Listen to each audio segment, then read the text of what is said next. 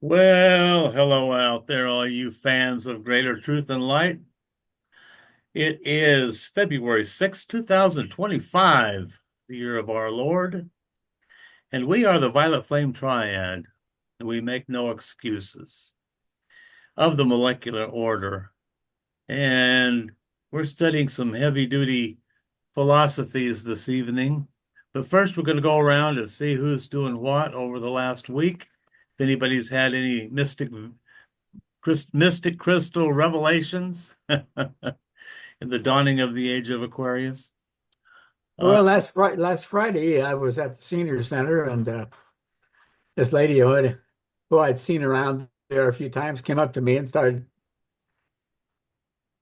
wanting to ask me questions about this and that, and complaining about what she saw in the news. And so I started to tell her that a little bit about life, and that we don't live just one life, things like that. And she was really excited to hear more about it. And I went into whatever comes out of my mouth when I get in that frequency. And I found that over my life, I don't have to go shaking the trees to see what nuts fall out. People come up, and if they need something, they ask me. And they need information that I have, because I've made the commitment that I'm receptive to being of service and sharing what's been shared with me over the years. Good for you, Ed.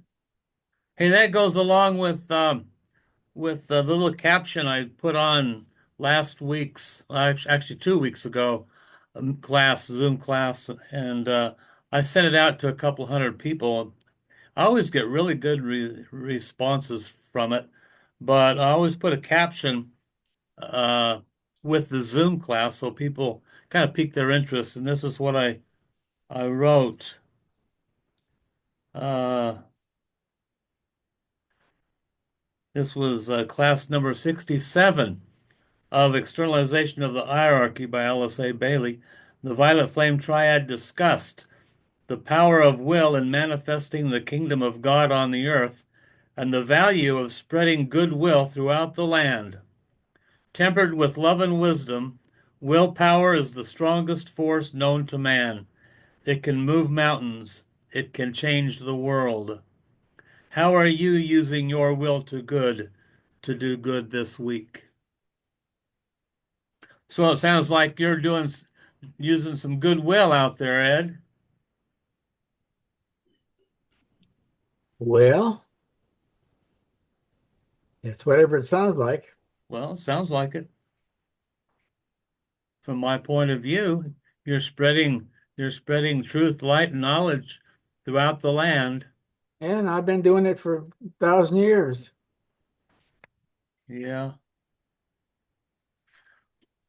What about you, Cindy? What's been going on in your neck of the woods over the last month that we haven't seen you? Oh, well, it hasn't been a month. Well, it feels like it. No, I've been a bit under the weather. I've had a touch of pneumonia, so had to spend a few days in the hospital, Oh, and really? all is well. But I might, if I'm reading today, I might run out of puff a little bit We'll have you quick. read. We'll have you read first then. First and Oh, last. yeah, no, but all is well. Glad to hear it. And what about you, Brother Ken and Sister Manny? Oh, something I've been working on, something I came across in Discipleship in the New Age, Volume 1, I think, where DK is talking about the practice of the presence. The He's practice got, of the presence? yeah, he's got a section called that, the practice of the present. And so for years, I had seen that many years ago, but I didn't understand what the presence was, and until I did some digging, and I finally figured out that it's pretty simple, really. I mean, if the solar angel is a shadow of the monad, the angel of the presence is the shadow of the presence. Well, what is the presence, if Well, not well that was the comparison, that the monad and the solar angel, the presence, and the angel of the presence. Well, So the angel of the monad, presence, isn't that your soul? so the monad is, the angel of the presence is the soul, and the Well, presence is the monad. yeah, it's living in the presence of the presence is present in the present, and that is his present to those present. May I present the absolute, just be presentable. And then in initiation, human and solar, DK talks about the presence or the monad sees himself as equal as the planetary logos, because you don't go any higher than the monad. The monad is the source of each of us. Yeah, Even so, that applies to the planetary logos as well. well, yeah, our monad is what they call your Father in heaven. Yeah, Is your that's monad. as high. That's as high as you go. High as you go. It's connected to all there is. It's connected to the absolute. It's connected to the presence. Your monad is. You like you say, you don't get much higher. That's who you pray to. Most people don't realize that they answer their own prayers through their soul, which is connected to the monad. Well, in the books I was reading as a teenager from the I Am group, they call it the solar angel, your mighty I Am presence. Well, you study the 15 rules of magic, Ken. The first rule, the solar angel collects himself, scatters not his force, but in meditation deep communicates with his reflection. The solar angel collects himself. That's your soul. So your soul is just as eager to connect with the reflection as we, the reflection, are eager to connect with our soul.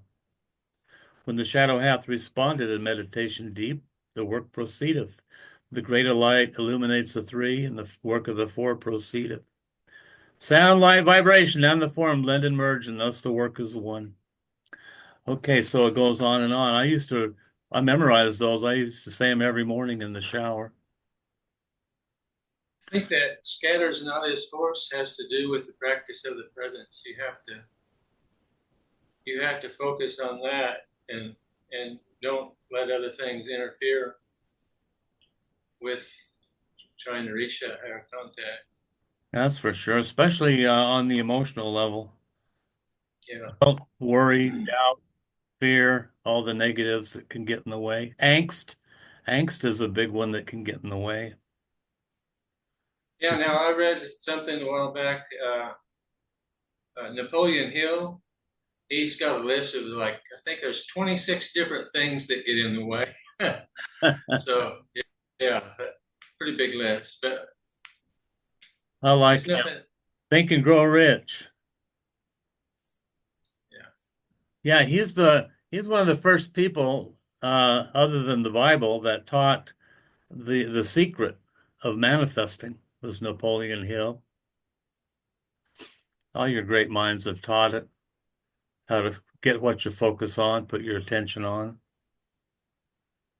Well, there's a Yeah. lot of metaphysical teachers through the science of mind and unity that teach the same thing. Yeah, Holmes, Holmes, Ernest Holmes, Holmes. Ernest Wood. Yeah, a bunch of Ernies. There was Dr. Frederick Bales that my parents used to listen to, and he's another person, a very powerful speaker on the metaphysical side. Back when I was a kid, there was 7 or 8 very powerful metaphysical speakers on the radio, and they're not around anymore. But I was fortunate enough to be there and listening to those. Yeah, well, you've been around, Ed. That's for darn sure. Around and around. Well, I'll tell you what. Here's what a challenge. Everybody read the 15 Rules of White Magic this week. Just read them. Go over them. And you'll get every time I would recite them, I'd get something out of it. How to release those prisoners of the planet whose note is just and rightly tuned to that which must be made. You just get insights. Note in his work the shade of violet they evidence and thus construct the shadow. They're also repeated in the treatise on cosmic fire. I think they're in 2 or 3 different books. But the main Isaiah 61, is that where he talks about freeing the blind and the prisoners or something? the what? Isaiah, is it Isaiah 61 or 65? I forget, where it talks about freeing the blind or something, freeing the prisoners. I can't remember how it goes. Yeah.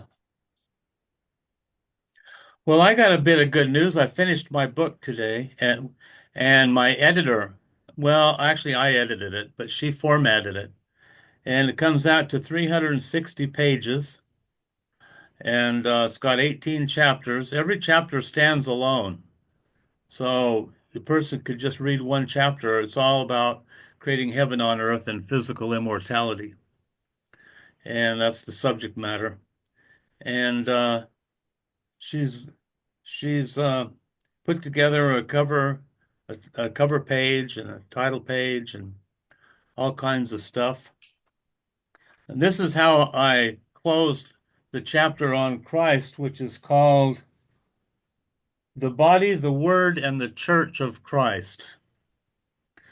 And this is what I come up with. And I got a little bit of it from some remarks that I found on Facebook. Um, and what is the consciousness of Christ? We are talking about a cosmic ray and force, a living, vibrating, resounding energy and intelligence that radiates in and through every living thing. The word Christ is a title, a position, an energy that is not just in one person, but abides in all of us. It is that force which is beyond any name, beyond any concept, beyond any thought, beyond any title, beyond any belief. It is something incomprehensible, immeasurable, and eternal. Everything that we are, everything that we experience, everything that we can ever imagine or perceive is merely a derivative of Christ. This is how all-encompassing and empowering this energy is. The love of Christ embraces all living things with compassion, acceptance, and grace without measure. And it is by the power of Christ that our bodies will be quickened and raised to a state of immortality as we attain the consciousness of Christ.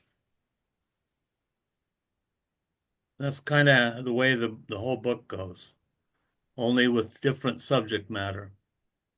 Like the one chapter is, it is the will of God is our fullness of joy. And how do we receive a fullness of joy? It goes into that. What is joy?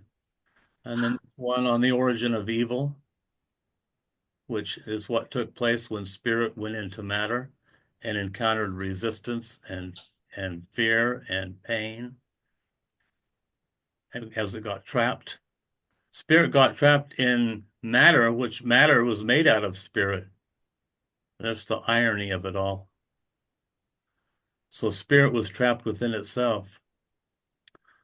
Matter and spirit are always coexistent. Well, they are right now, and you and your body are coexistent. Well, they're everywhere. Wherever there's matter, there's spirit. The yin and the yang. Right? The whole universe is the tabernacle of God, which tabernacle you are.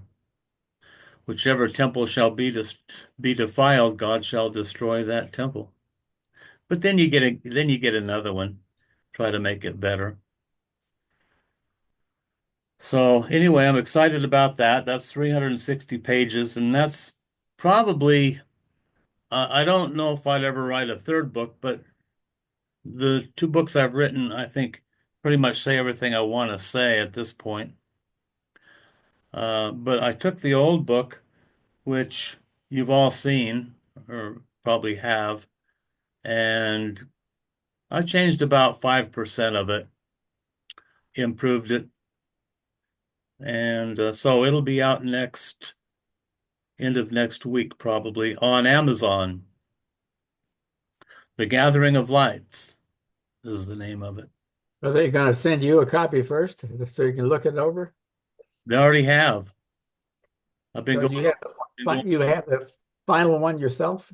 I don't, no, well, just what I printed out, Well, I mean, but this is half of it.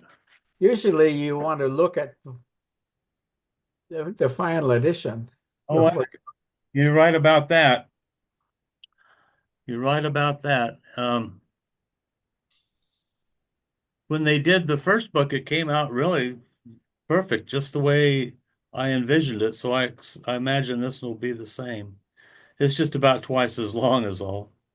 Are they going to put your face on the cover?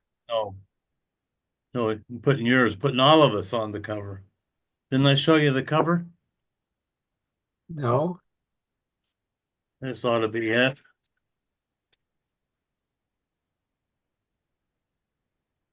it looks familiar.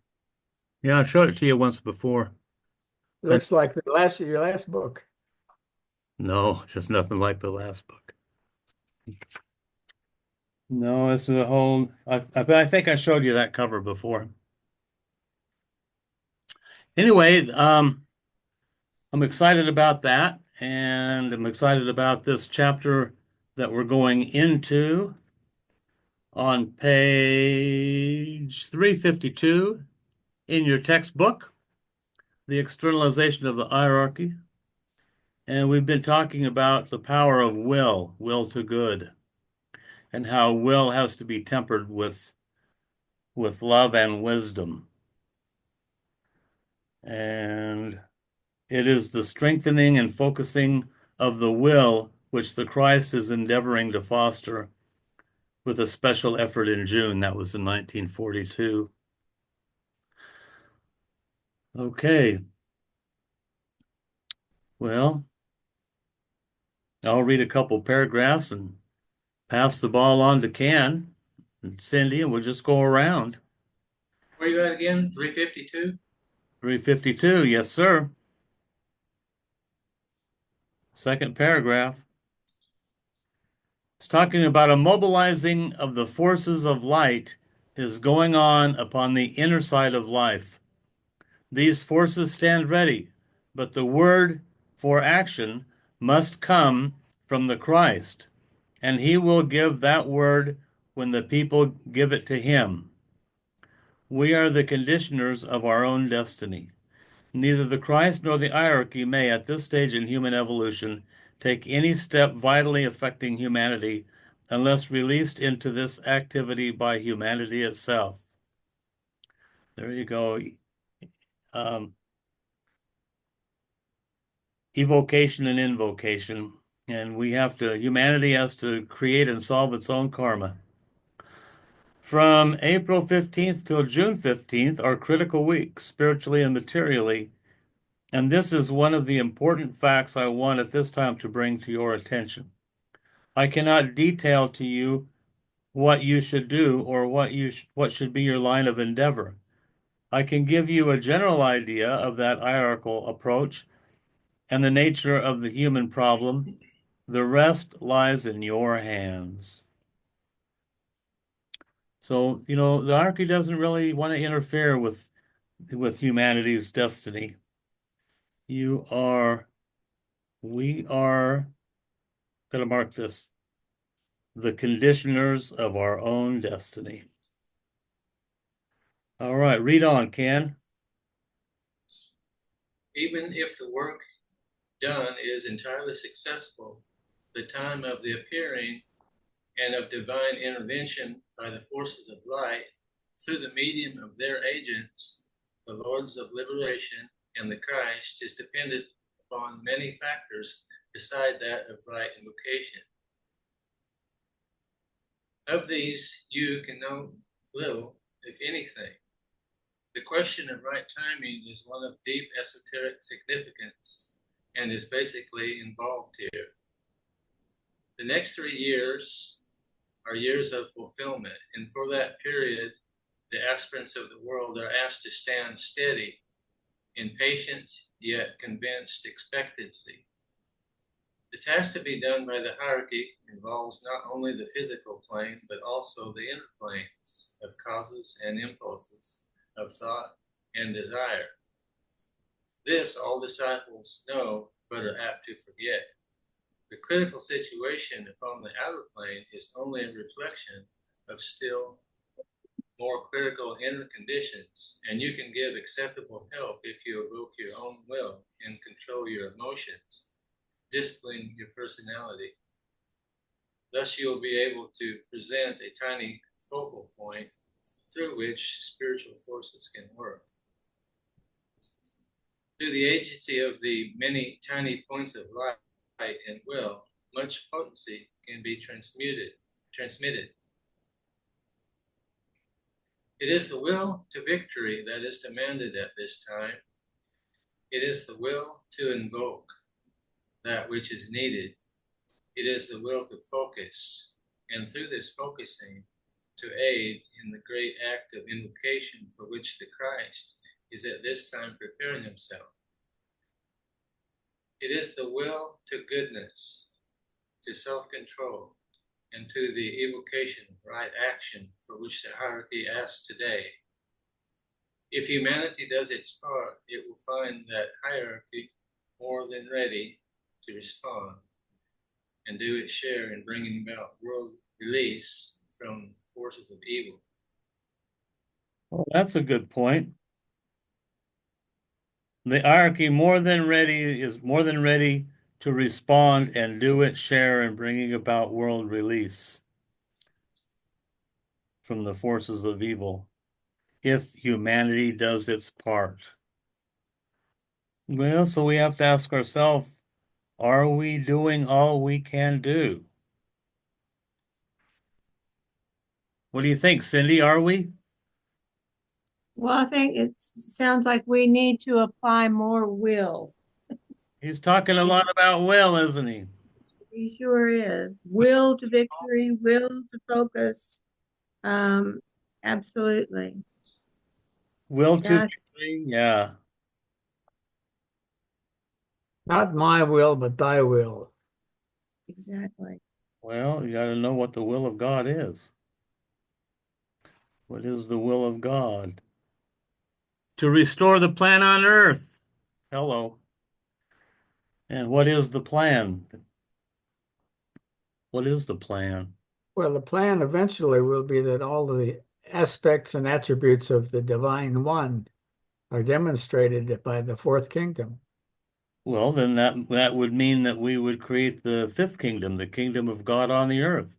It's already created. We have to rise ourselves up to that. Hey, yeah, well, we're talking about the human kingdom is not the fifth kingdom. Human kingdom is the fourth kingdom. So we have to through the gathering of lights, use people to recreate on earth as it is in heaven, which is the fifth kingdom. You're right about that. Yeah, then we manifest it on earth, and then people who are looking for it, who have eyes to see, will be able to see it.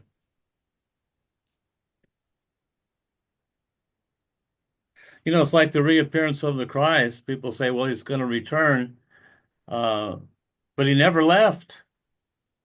He just is in a slightly different dimension. He's around, just like the members of Shambhala, they're around. The hierarchy that's around, and they're more than, excuse me, they're more than ready to respond. So, are we doing all we can do? Always something more we can do. And if you're not sure what that is, it'll be revealed to you by your soul, if nowhere else in your sleep. Anybody have any revelationary dreams lately? Cindy, Well, I think I have, but I can't remember what they were right now. I know, yeah. I've had a few. Okay, Cindy, read on, sister. Will you ponder on this, and will you cooperate in every possible way? The plans may be laid, the vision may be seen, but unless everyone recognizes his essential contribution and his real usefulness, nothing can be done. There are no limitations where true esoteric work is undertaken. To this end, I seek to emphasize renewed application to meditation and a constant, steady use, particularly the one which begins by invoking the Lords of Liberation. This work, Christ said, goeth not forth save by prayer and fasting. Fasting? Okay. I call you to prayer and to meditation, for both are needed today, fusing as they do the emotional and mental bodies into one aspiring whole. I call you to discipline, for that is the meaning of fasting, and to the constant effort to live at the highest possible point all of the time. This is so often a dream, but not often a fact. Today, in the hour of the world's need, aspirants and disciples who are willing to make at least consistent, persistent effort are needed by humanity and the hierarchy. My brothers, I have presented the picture. I have held before you for years the vision of opportunity, service, and discipleship. I have outlined to you the mechanism of service, which already is in existence and which can be galvanized into activity and world usefulness.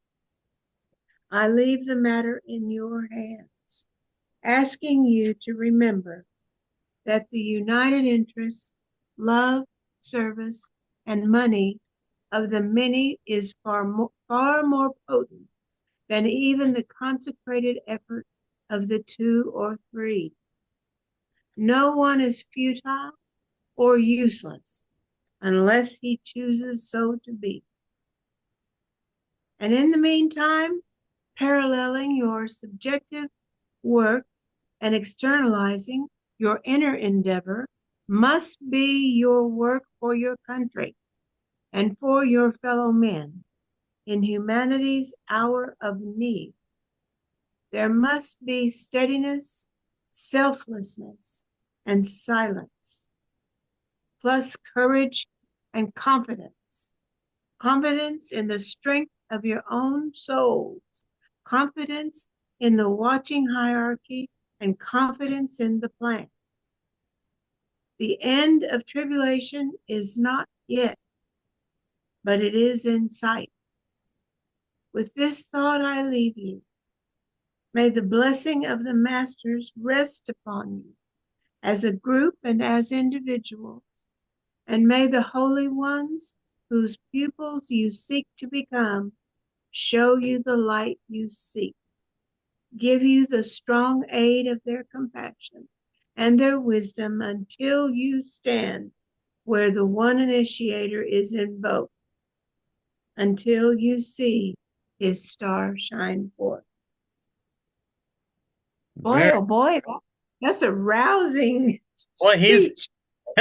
boy, that is, isn't it?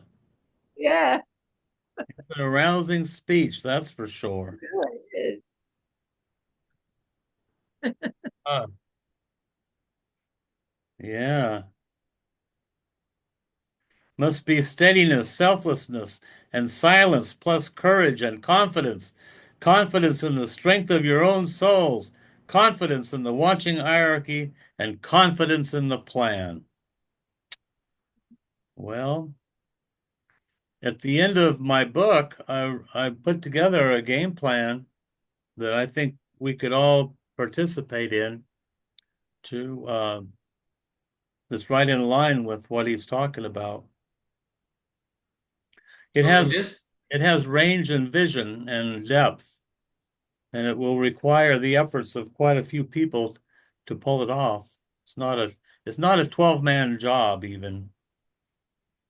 It's What's that? interesting. He emphasizes the importance of fasting, meditation, and prayer also. Yeah, discipline. Mhm.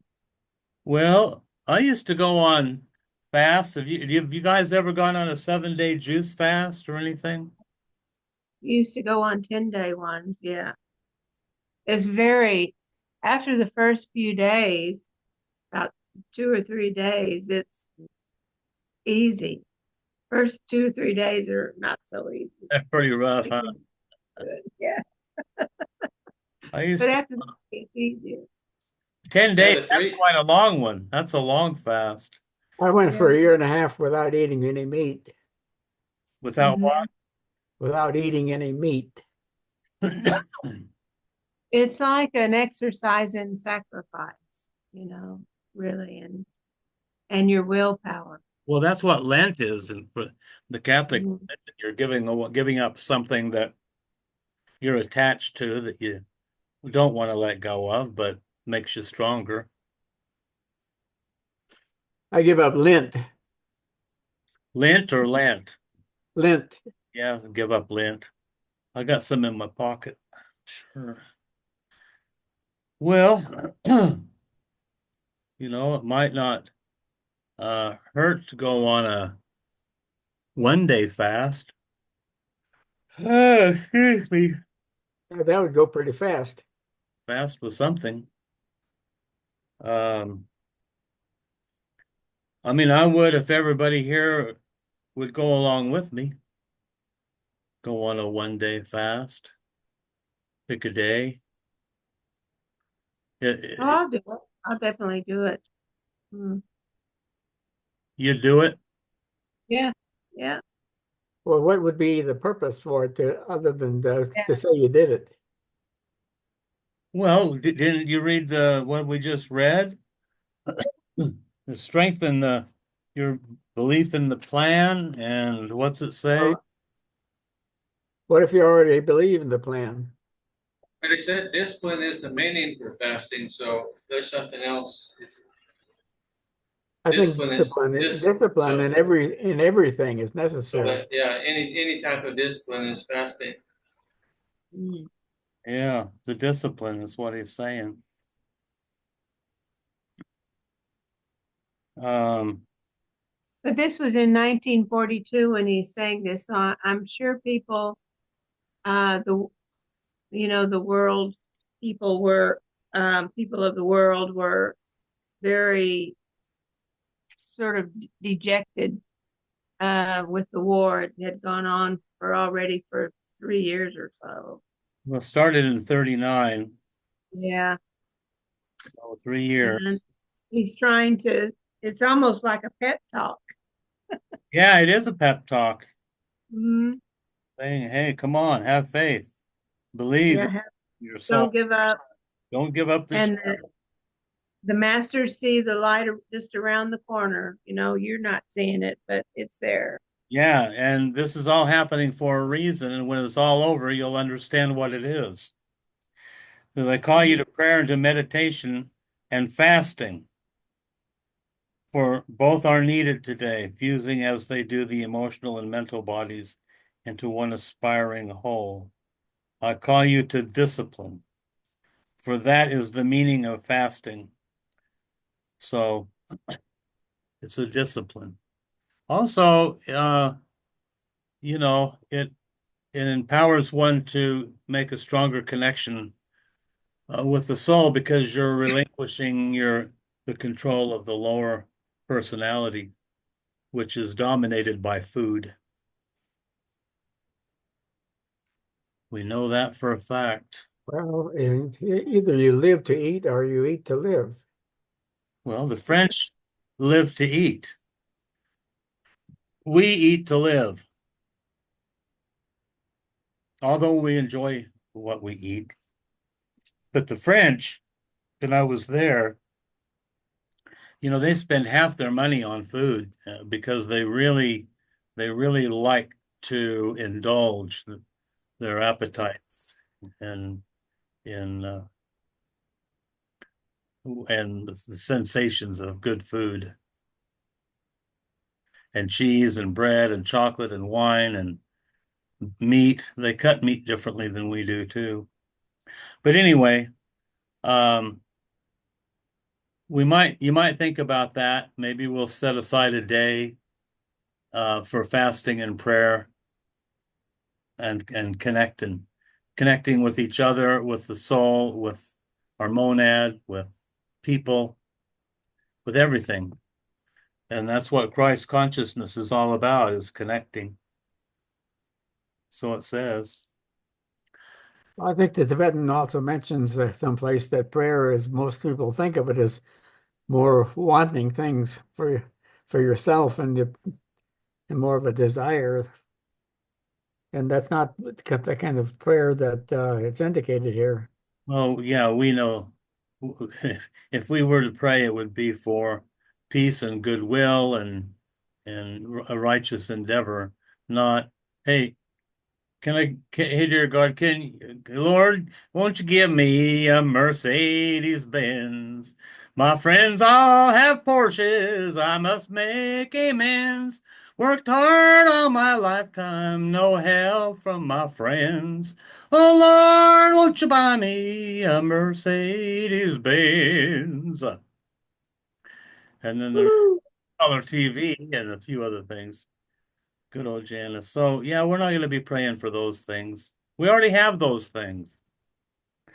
Well, my attitude has always been to be thankful and to act as if and visualize and project the image of what is held in the eternal. Be Well, thankful. in the material world, to be thankful, just all you have to know is that everything you need is at hand. Everything, everything, whatever you need is at hand. So you don't lack for anything. None of us do. And I have friends in spirit that lead me to what I need if I don't have it right here. Yeah, well, your soul does that. So Well, it's not only that, we don't work alone. the point is, everything you need is at hand. However you I'm want not, yourself to. right. I'm just telling you that there's a science in everything, and I've studied how it works. Well, good. What works for you, you have your way Well, of making it work. At my way is I God. mean, I don't know. I didn't make it up for myself. There is a universal truth. It is true for me and you and everyone else. Yeah, well, everything you need is at hand. So that's all. That's how I live. So I don't worry about anything like in the material world. It all comes. In fact, I had a guy call yesterday that owes me $250 from a job I did back in July. And I'm thinking, well, let's see, I could use a little money. I haven't made any for a while. And he called, texted me yesterday and said, let's hook up on Friday and I'll pay you. So it just comes. Everything comes as it should. But like you say, Ed, there is a divine flow and there's a lot of energy behind it. Speaking of you, Ed, why don't you read about the cause of the world catastrophe?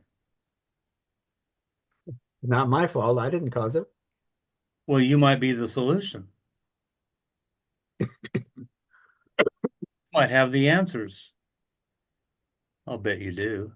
Well, yeah, along that line, Mary Baker Eddy spoke to us one night and about prayer, the meaning of prayer, and I posted it.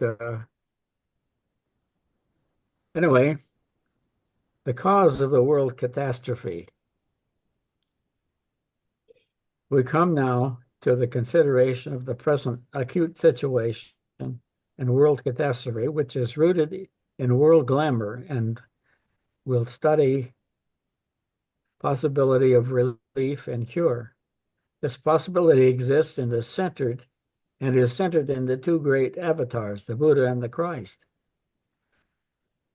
It is difficult to write clearly about this matter of world glamour because we are in the midst of a most concentrated expression in the worst of the world has ever seen, because glamour incident to centuries of greed and selfishness, of aggression and materialism, has been focused in a triplicity of nations.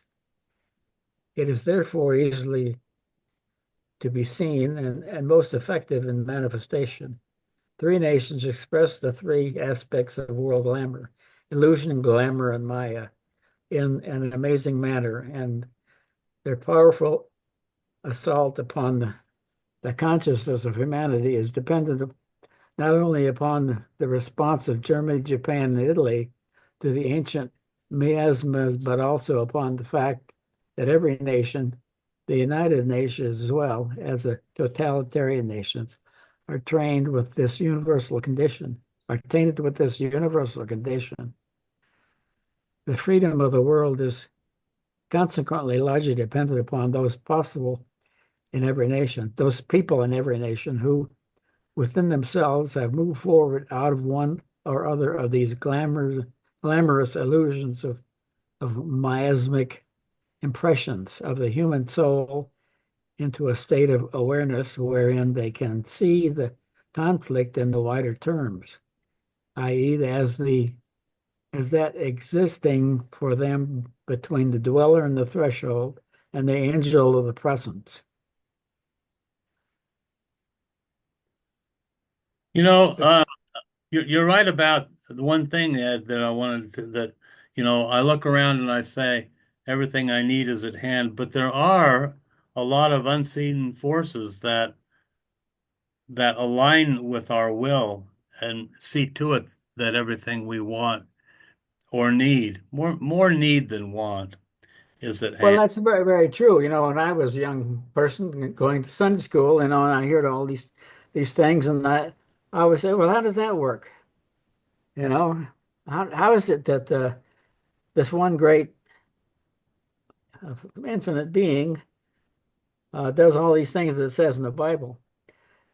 And over a period of years and study and experience, I found that there's a whole chain of command. There are infinite diversity of intelligent beings who work to make this all work.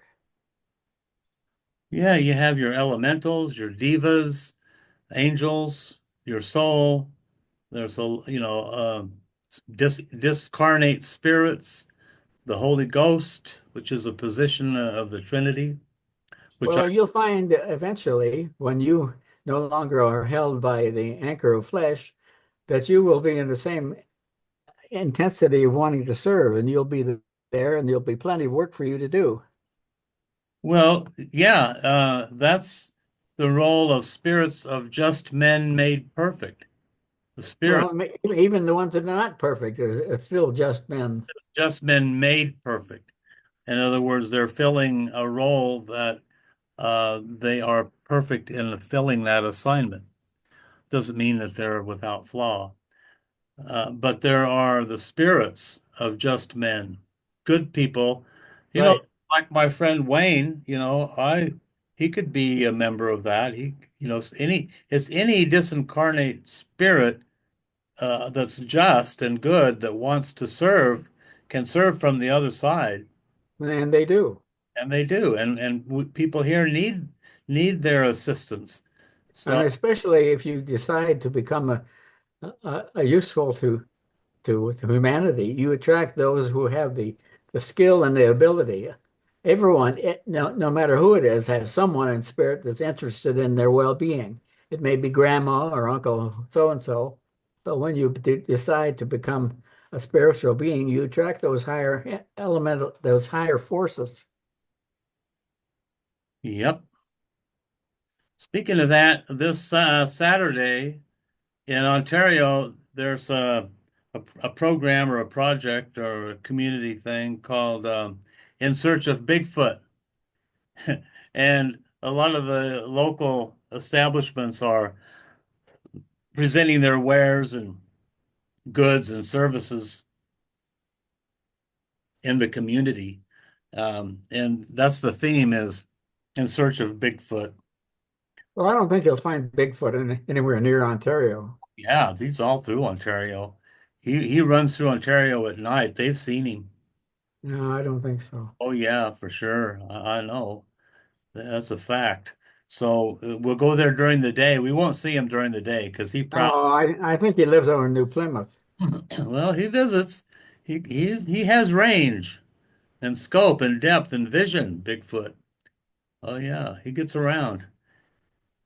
But my point is that, there's always something going on, places you can go to let your light shine. And I might go down there on Saturday and check it out, wear my big feet. Put on your big feet. Yeah, wear my big feet. Just a place for us to hang out and shed a little light. I might have some books by then. I had 20 that were supposed to be delivered yesterday and got a message that they won't be here for another 2 weeks, so I was upset. But there's nothing I could do about it. Okay. They can see the conflict in wider terms. Boy, that's important, isn't it? These people are the aspirants, the disciples, and the initiates of the world. They are aware of the dualism, the essential dualism, and the conflict, and are not so preeminently conscious of the threefold nature and the differentiated condition of the situation which underlies the realized dualism. Their approach to the problem is therefore simpler, and because of this, world direction lies largely in their hands at this time. I guess these are those that see between the dweller of the threshold and the angel of the presence. It is right here that religion has as a whole gone astray. I refer to Orthodox religion. It has been preoccupied with the dweller on the threshold, and the eyes of the theologian have been held upon the material, phenomenal aspect of life through fear and its immediacy. And the fact of the angel has been a theory and a point of wishful thinking. Huh. Make a note of that. The balance is being adjusted by the humanitarian attitudes which are so largely coming into control, irrespective of any theological trend. These attitudes take their stand upon the belief in the innate rightness of the human spirit, in the divinity of man, and upon the indestructible nature of the soul of mankind. Make a note of that. Indestructible nature of the soul of mankind. This inevitably brings in the concept of the presence. That's what you were talking about earlier, Ken. Of the presence or of God immanent. The presence. The presence of the presence or God immanent. And is the result of the needed revolt against the one-sidedness of the belief in God transcendent. This spiritual revolution was entirely a balancing process and need cause no basic concern, for God transcendent, eternally exists, but can only be seen and known and correctly approached by God immanent, immanent in individual man, in groups and nations, in organized forms and in religion, in humanity as a whole and in the planetary life itself. Humanity is today and has been for ages battling illusion, glamour, and Maya. These are the three poles of the personality: physical, emotional, and mental.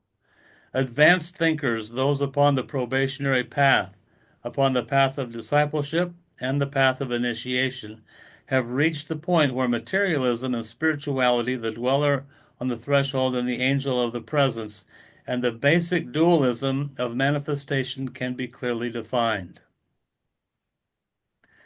Because of this clarity of demarcation, the issues underlying present world events, the objectives of the present worldwide struggle, the modes and methods of reestablishing the spiritual contact so prevalent in Atlantean days and so long lost, and the recognition of the techniques which can bring in the New World era and its cultural order can be clearly noted and appraised. So, what do you guys get out of that paragraph?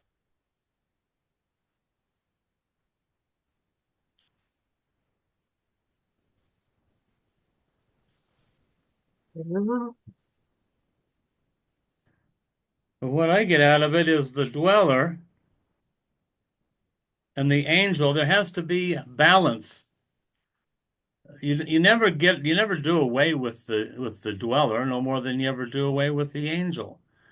It's a push-pull situation where you're in the world. You have the poles of materialism, the poles of spirituality, and the soul is in the middle. It's the midway point, which is Well, what drive. the dweller is mostly the personality, that the man who believes he's his face or his ego.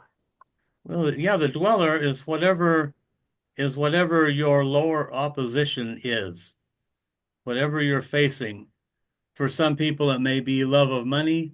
For some people, it may be lust for power. They don't care about money, but they want power. So that's their dweller. It's where their lower consciousness dwells. That's the dweller, where you dwell. Where the angel is the part of you that wants to lift you higher. So you're like a nautilus. You're always cycling up, but you're always having a conflict or an interaction between the higher and the lower. The lower aspect of yourself, which changes because it evolves. What was once your lower aspect no longer is. Now your challenge is something higher, but you still have a challenge no matter. It's like Einstein says, whatever challenges you think you're having with mathematics, mine are still harder. Um, the Christ, you know, he has challenges going through his into his sixth initiation that people that are going through their third initiation wouldn't even begin to understand. So your dweller rises, as does your solar angel. You become more and more um, aware, and everybody should be aware of what their challenge, what they're facing. Could be the misuse of time, could be the misuse of money, could be the misuse of sex, or power, or any energy. You'll know what you're up against. And then discipline, like we're talking about, is where you become aware of that challenge and you develop a discipline to overcome it.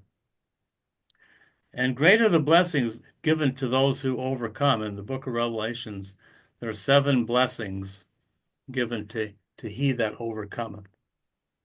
Will I make a pillar in the temple of Almighty God, and he shall go no more out.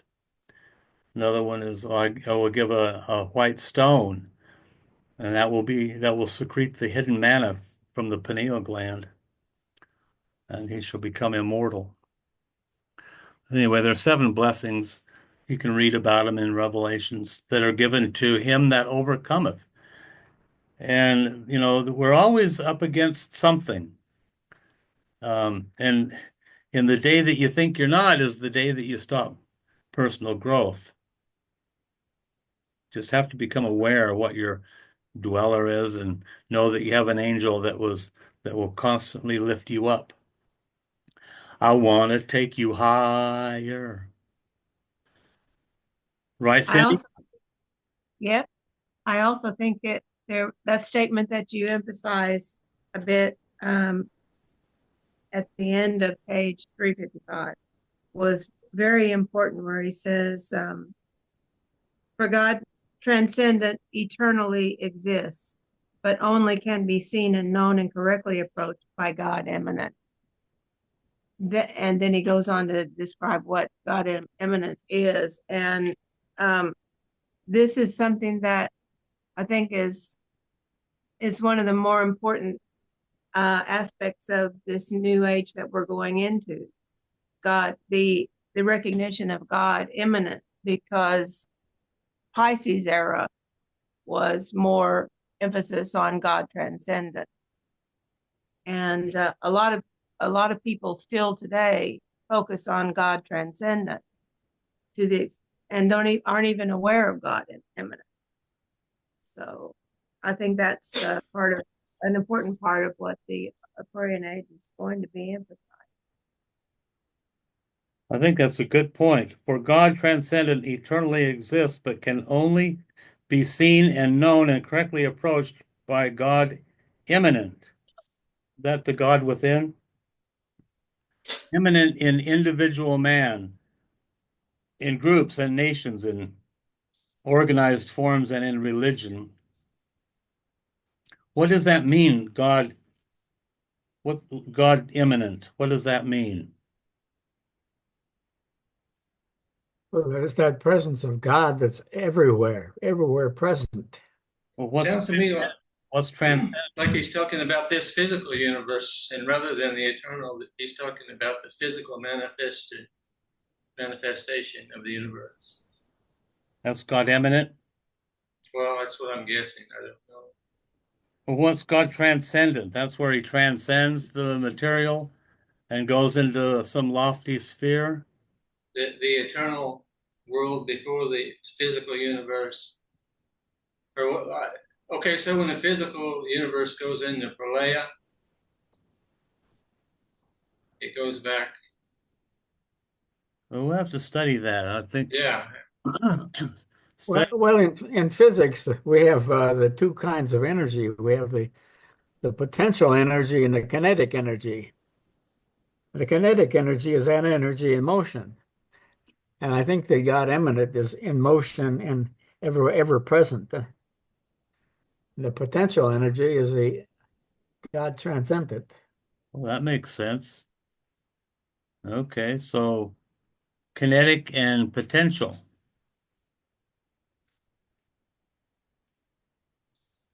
Potential and kinetic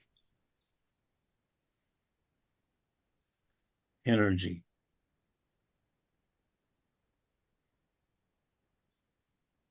All right. Well, that gives us a lot to think about. Yeah, I think we lost Cynthia. Well, we can't go on without her, so that's it. We can think about all these things, and um, I'm going to reread this whole episode. I I used to read ahead, but I don't anymore because I like to discover these words fresh, and then I like to reread them after the class so I get more out of them. You like to read behind. I read behind, right, instead of ahead. That's right. I always try to play catch up. Okay. Well, we've got a lot to think about here in review. Let's go through the 15 rules of white magic. Just read through them. And next Thursday, we might just bring up one point that we got out of reading the 15. There'll be something in there that'll strike you. Speaking of strike you, Ed, why don't you close this meeting with a... I closed it already. You did? Yeah. Okay. Guess we're done then.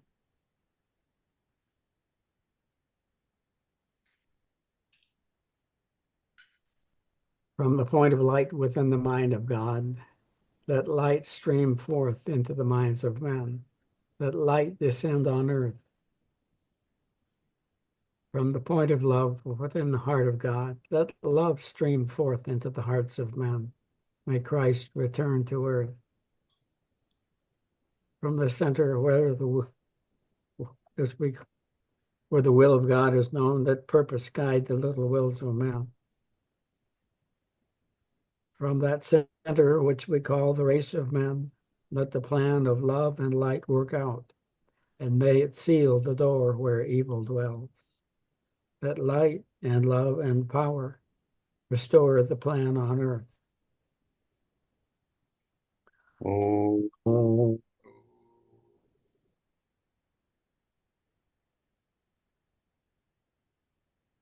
Thank you, Ed.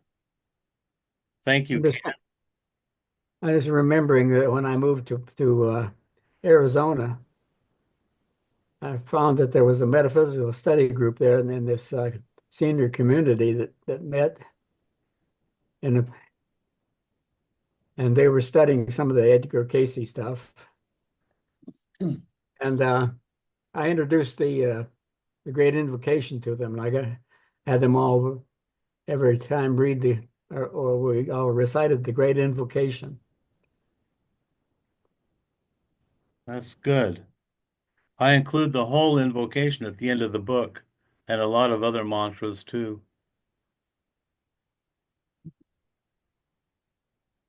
Well, may we go ahead, have a wonderful week as God transcendent and God immanent. And may we balance the angel with the dweller. And may the angels of the presence bless us with a new name and a new blessing. A new, And use kinetic energy with wisdom. yeah. Use your kinetic energy wisely, Can. Don't be overwhelming. Don't be overwhelming those Filipino people. Yeah, they don't like to be overwhelmed at all. I know it. Just remove the snakes from out of their presence, and you'll be doing fine. Oh, we got snakes. We have twice in the past couple of months. Uh, the other day there was one of the little malls downtown where the grocery store and stuff is, and the sidewalk outside. There's a big snake going along the sidewalk, and there's a bunch of people, young Filipino boys. One of them grabbed it, and the snake bit him. Huh? Luckily, I don't think it was a poison one, but It shook him up a little. yeah. And they had another one that came out of the ceiling in another mall, and right inside the store, inside the store. Ooh. Yeah, I mean it's like 6 or 8 foot long. It's a pretty big snake. They might have tried to sell it, being in the store. You never know what you're gonna see here. I saw a big rat in the grocery store, almost as big as a rabbit, and I couldn't believe it. I said, "Did I really see that?" So I chased over to see if I could get another look at him, and he ran underneath the ice cream cooler. Them great big rats, I hear they taste like chicken. Yeah, I haven't tried it yet. I'll be darned. Well, be careful. Watch out for those rats. I was born in the year of the snake, so I eat rats. Well, we don't have rats at our house anymore because that big python behind the house ate them all. Ah! He also ate the neighbor's cat, or tried to, and two or three of their dogs, they found them dead, and they think that python killed them. But he didn't eat them; he just killed Well, that's no good, killing them for sport. Well, keep the peace over there, Ken. them. We will. Anyway, love you guys. You're awesome, Ken. You're awesome, Ed. Bye, Awesome, Cindy. awesome. Huh? Awesomely, awesomely awesome. Awesomely awesome. Come on down. Look for Bigfoot on Saturday, downtown Ontario, if you want. Okay.